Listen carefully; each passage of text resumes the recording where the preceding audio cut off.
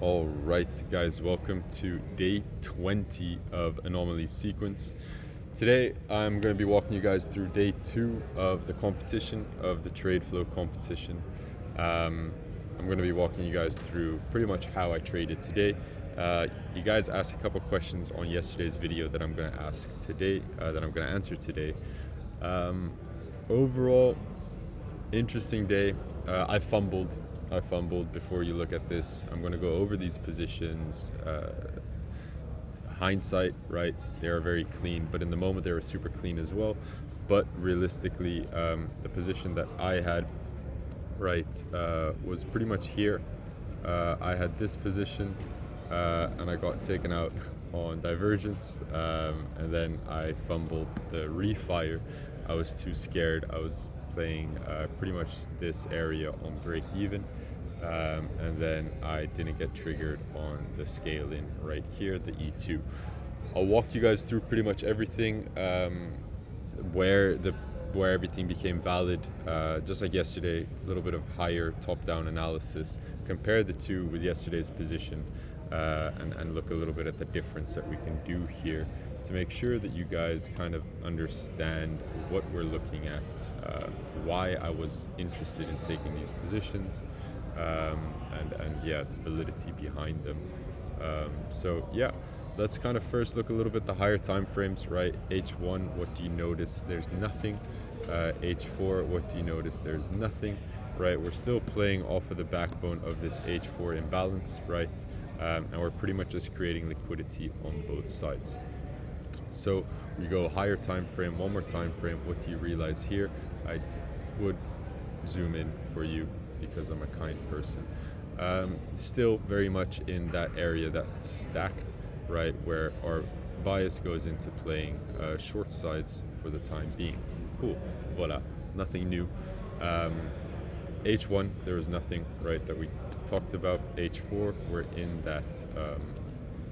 that imbalance, which is here, right?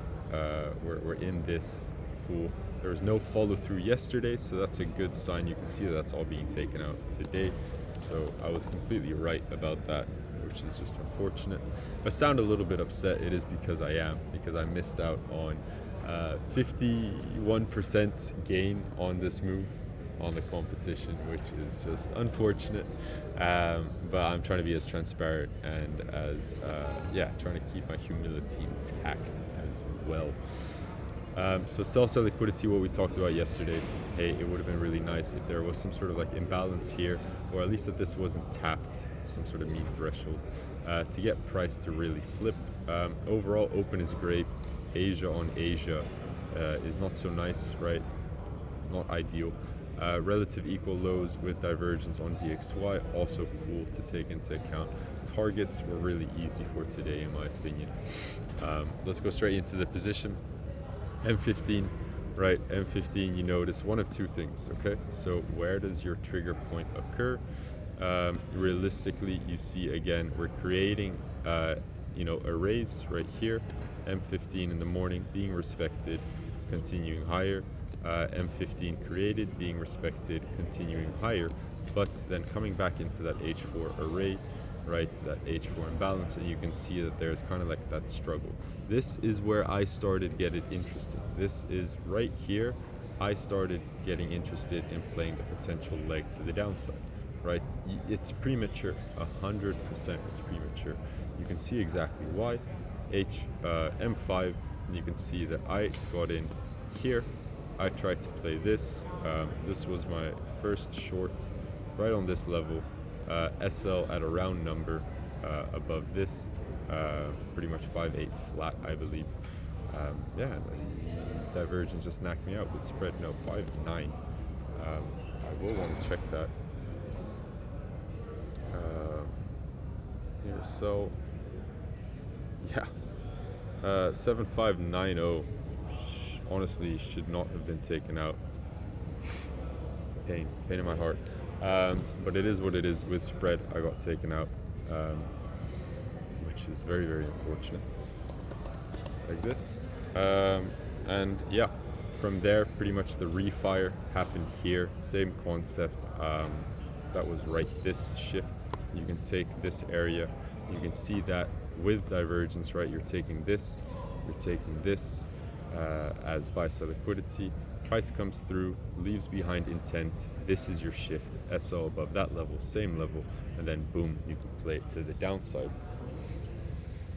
Not that difficult, really not that difficult. Order block, imbalance, shift. Lots of easy areas to target. And then this was the E2. I didn't get triggered on that, which is just unfortunate. Spread, right? I had my order on the this line like that, but it's a 1 pip spread here. SO above this pocket, 10 pips, right, above the most recent pocket here. And then going all the way to previous daily low, which was this level right here with the magnet. You can see that that goes there. Any questions? So that was that. You can see here numerous different attempts, numerous different stacks. It is what it is, right? I hope that that kind of helps you guys out. Trying to transparent with you guys, trying to document this trade flow journey with you guys. Tomorrow, most likely not going to trade NFP. Lots of people are going to lose their accounts. Bloodbath, losing their accounts. So yeah, I hope you guys are well. And I will see you guys in the next video. Very short but sweet. Couple questions. Yeah, that's what I wanted to answer. Couple questions on yesterday's video. Can you break down risk management a bit more? From what I get, you take a trade from an array to buy side, sell side liquidity. You're risking more if you go from buy side, sell side liquidity into an array. That's right. Not necessarily.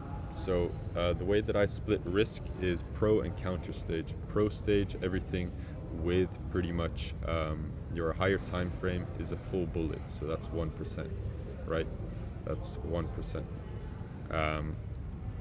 Counter stage is half, right? So if you're trading against your daily, trading against pretty much your higher time frame narrative, you'll do half. That's the only thing that I do. And then in between, like obviously with the competition, I'm risking a lot more. I hope you guys understand that. I'm not doing 30 RR in a day. I'm just risking more. It's private capital that I'm not afraid to lose, so I can risk what I deem necessary to get myself onto that leaderboard. So yeah, short but sweet. Hope you guys enjoyed. See you guys tomorrow. Ciao.